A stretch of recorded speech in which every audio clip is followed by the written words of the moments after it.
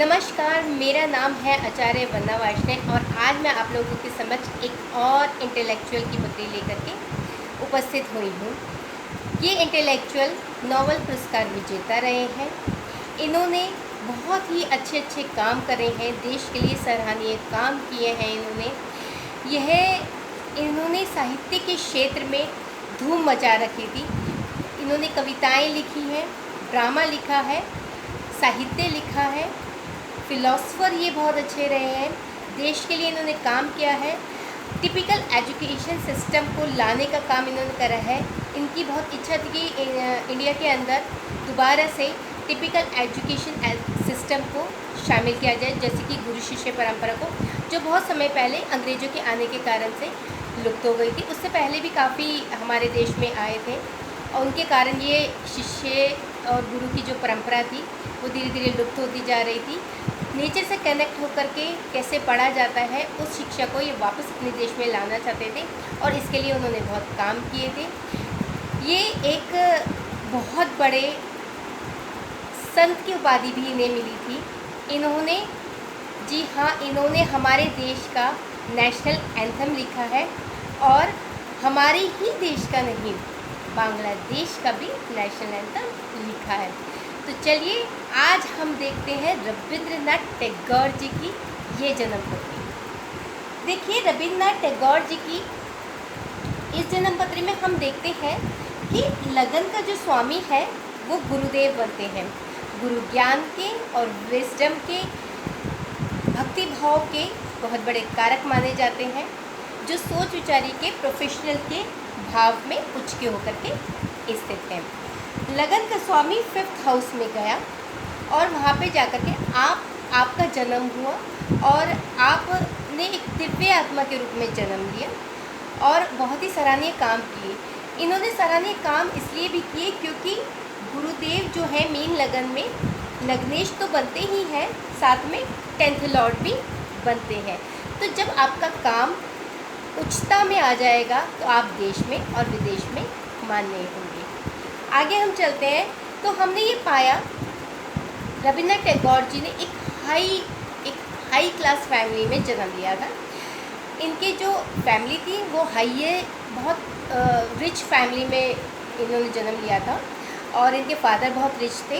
इनके परिवार में हर कोई पढ़ा लिखा था, हर कोई अच्छे अच्छे पदों पर आसीन थे और जितने भी भाई बहन थे ये 14 के करीबन में भाई बहन थे और हर भाई बहन जो थे वह पढ़े लिखे थे। इनके फादर भी बहुत ज़्यादा पढ़े लिखे थे और एजुकेशन के क्षेत्र में उन्होंने बहुत काम किया था। इनके एक भाई फिलोसफर रहे हैं, एक भाई इनके IAS जैसी सेवाओं में उन्होंने अपनी सेवाएं दी हैं और इनके जो एक ब्रदर रहे हैं वो म्यूजिशियन रहे हैं, कंपोज़र रहे हैं, राइटर रहे हैं।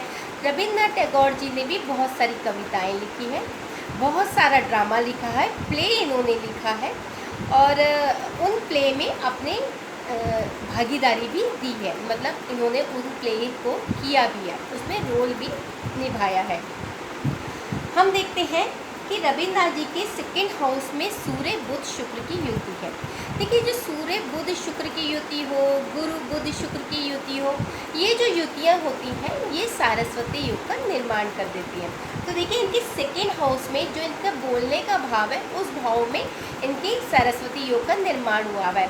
और दूसरी बात हम ये भी देखते हैं कि वो सरस्वती योग बना हुआ तो है, लेकिन किससे बना है? गुरु से जो लगन के स्वामी है, जो पंचम में जाकर के उच्च के हो गए हैं, 10th लॉर्ड होकर के उच्च के हो गए हैं और 10th लॉर्ड से दशम में आप यहाँ से इधर तक काउंट करते हुए ऐसे आएंगे तो सूर्य बुध शुक्र की युति दिखेगी 10th लॉर्ड से, यानी कि आपका जो कर्म था वो इतना दिव्य था कि उससे दशम में सरस्वती योग का निर्माण हुआ था, जो कि एक पुण्य और प्रारब्ध से ही मिलता है। आगे हम चलते हैं तो हम देखते हैं कि इनकी कुंडली के अंदर पारिजात योग के हमें दर्शन मिलते हैं। पारिजात योग क्या होता है? पारिजात योग आपको समृद्ध बनाता है, ज्ञानवान बनाता है, बुद्धि की पराकाष्ठा होती है आपके पास। आप अपने देश में ही नहीं विदेश में भी फेमस होते हैं, प्रसिद्ध होते हैं। देश और विदेश के लोगों द्वारा स्वीकृत होते हैं, माननीय होते हैं। तो जैसे कि हमने आपको बताया कि इनको नोबेल पुरस्कार मिला था, वो भी अंग्रेजों द्वारा। अंग्रेज यूं ही किसी को उठा करके नोबेल पुरस्कार नहीं दे देते हैं, उसके लिए आपका कर्म सराहनीय होना चाहिए। उसके लिए आपके अंदर एक जज्बा होना चाहिए, एक ज्ञान होना चाहिए, एक विजडम होना चाहिए, और आपका व्यक्तित्व बहुत अच्छा होना चाहिए। रविन्द्रनाथ टैगोर जी का व्यक्तित्व उनकी गंभीर और प्रेम भरी वाणी द्वारा उनकी कविताओं में और उनके साहित्य में झलकता है। और देखते हैं कि इसके अंदर और क्या है। तो चलिए अब थोड़ा सा दशाओं के पैटर्न पे आते हैं और दशाओं के पैटर्न से जानते हैं कि इनकी ज़िंदगी में जो इन्होंने इतने अच्छे कार्य किए उस समय दशाएं क्या थी और उनकी जीवन में क्या क्या चेंजेस आई ज्योतिष के सूत्रों द्वारा और दशाओं द्वारा। देखिए, रविन्द्रनाथ टैगोर जी का जो जन्म हुआ था वो 1861 में हुआ था और 1862 में इनको पैतृक संपत्ति मिल गई थी। अब 1 साल की उम्र के अंदर ही पैतृक संपत्ति, किसी को तो पूरी ज़िंदगी ही नहीं मिलती है और किसी को 1 साल बाद ही मिल जाती थी। हर चीज़ पहले से फिक्स्ड है, ईश्वर हर चीज़ को फिक्स करके भेजते हैं। उन्हें पता है कब क्या होने वाला है, हम तो उनके किए को नहीं जान सकते हैं, लेकिन शायद ईश्वर को पता ही होता है, इसलिए वो ऐसे योग हमारी कुंडलियों में बनाते हैं और सिर्फ हम कठपुतलियों की तरह उन पर चलते हैं।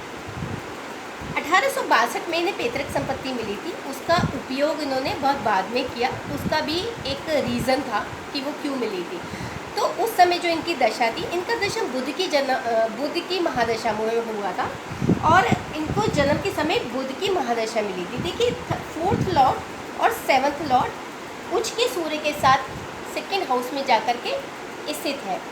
तो बुध जो है प्रॉपर्टी के लिए आपको 4th हाउस का इन्वॉल्वमेंट होना बहुत ज़रूरी होता है। और बुध जो है वो उच्च के सूर्य के, जब भी कोई व्यक्ति एक अच्छे व्यक्तियों के साथ में बैठता है तो उसकी ज़िंदगी में अच्छा ज्ञान भी आता है और अच्छा भाग्य भी आता है। यहाँ पे सूर्य के साथ विद्वान है, सूर्य जहाँ पे बैठते हैं वहाँ प्रकाश ही प्रकाश कर देते हैं। तो बुध जो है 4th लॉर्ड होकर बैठे हैं और इनको इस दशा में पैतृक संपत्ति मिली। तो उस समय दशा थी बुध में शुक्र की दशा। तो देखिए, 4th लॉर्ड होकर के बुध अपने से एकादश में बैठे हैं और किसके साथ में बैठे हैं? 8th लॉर्ड शुक्र के साथ में, यानी कि 8th लॉर्ड शुक्र के साथ में यहाँ पे बुध एकादश में बैठते हैं। जब भी 8th लॉर्ड की दशा आती है और अगर इसका 4th लॉर्ड से या 4th हाउस से कनेक्शन होता है तो आपको पैतृक संपत्ति की प्राप्ति हो जाती है ना। कितना सुंदर योग। तो चलिए अब आगे चलते हैं। हम देखते हैं कि 1878 में इनकी मदर का देहांत हो गया। इनकी माँ इनको प्रस्थान कर गई थी, ईश्वर की तरफ चली गई थी। दशा थी मंगल में, केतु में मंगल की दशा। बुध के बाद में केतु की दशा आती है 7 साल की। केतु में मंगल की दशा थी। हम देखते हैं जो केतु है वो 4th हाउस में स्थित है और केतु जो है चंद्रमा से 4th हाउस में स्थित है और मदर के 6th लॉर्ड के साथ स्थित है। मंगल और केतु की युति बहुत अच्छी नहीं कही जाती है। इस दशा में इनको अपनी मदर से बिछोह सहना पड़ा था, क्योंकि चंद्रमा से चौथे की दशा और चंद्रमा से द्वितीय की जो दशा होती है वो मारक होती है। तो चंद्रमा से द्वितीय मंगल है और चंद्रमा से चौथे की केतु की दशा है, जो कि मंगल के साथ में मदर के मारक के साथ में बैठे हैं। इस दशा में इनकी मदर की डेथ हुई। इसी ईयर में जब आगे जाते हैं हम देखते हैं 1878 में इनकी आई थी केतु में शनि की दशा। अब इनके फादर ने इनको बोला, जाओ विदेश जाओ, इंग्लैंड जाओ और वहाँ जा कर के लॉ की पढ़ाई करके आओ। अब ये अपने फादर के कहने पे चले तो गए, परंतु इनका वहाँ पे मन नहीं लगा और ये बिना डिग्री लिए वहाँ से वापस आ गए। हम देखते हैं उस समय जो दशा थी केतु में शनि की दशा थी। केतु 4th हाउस में बैठे हैं, मदर से बिछो तो इनका हो ही गया था। केतु जहाँ पे बैठते हैं उस भाव से आपको डिटैच कर देते हैं। 4th हाउस में केतु बैठे थे और मदर से बिछो इनको हो गया था। उसके बाद दशा अंतरदशा जो थी वो शनि की थी। हम देख सकते हैं कि शनि जो है यहाँ पर द्वादशेष होकर के बैठे हैं और एकादशेष होकर के 6ठे हाउस के अंदर बैठे हैं। तो जो शनि है वो विदेश यात्रा के इसमें स्वामी बन गए हैं। अब यहाँ से बैठ के अपने भाव को देख रहे हैं तो अपने भाव को बलि बना रहे हैं, तो इसलिए इनको विदेश जाना पड़ा था और वहाँ पे जा कर के इनको लॉ की पढ़ाई करनी पड़ती।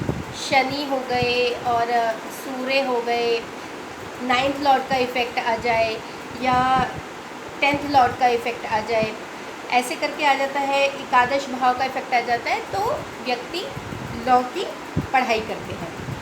आगे हम चलते हैं तो हम देखते हैं कि और इन्होंने क्या अचीवमेंट की। अब केतु के बाद में शुक्र की दशा आई और शुक्र की दशा में, क्योंकि ये इंग्लैंड से वापस आ गए थे, बिना डिग्री लिए वापस आ गए थे, क्योंकि इनका मन ही नहीं लगा था, इन्हें तो साहित्य के क्षेत्र में जाना था। जब इनकी आगे की दशाएं लगी तो उन दशाओं में, शुक्र की दशाओं में इन्होंने जी भर के साहित्य लिखा। देखिए जो शुक्र हैं वो 2nd हाउस में बैठे हैं और बुध के साथ में बैठे हैं। बुध और शुक्र की जो युति होती है वो लेखन की युति होती है। आपके अंदर लेखन के क्या गुण होंगे? एक तो सारस्वती योग, हमने जैसे कि बताया कि दशमेश थे, दशम में सारस्वती योग का स्वरूप बन गया है। उसके बाद ये राइटर बहुत अच्छे थे, बहुत सारी कविताएं इन्होंने लिखी, ड्रामा प्ले, जैसे कि हमने बताया आपको। तो लेखक कैसे बनते हैं, चलिए वो भी जानते हैं।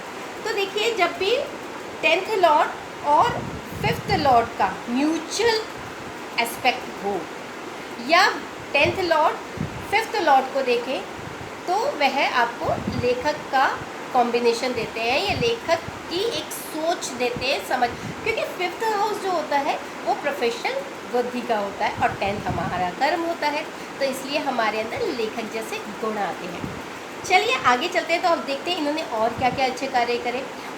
शुक्र के बाद में इनकी जो दशा आई थी वो आई थी सूर्य की दशा, और सूर्य की दशा में इन्होंने एक बहुत ही अच्छा काम किया था, सराहनीय काम किया था, क्योंकि जो सूर्य है वह दशमेश से सारस्वती योग में बैठे हैं, तो व्यक्ति अच्छा काम ही करेगा।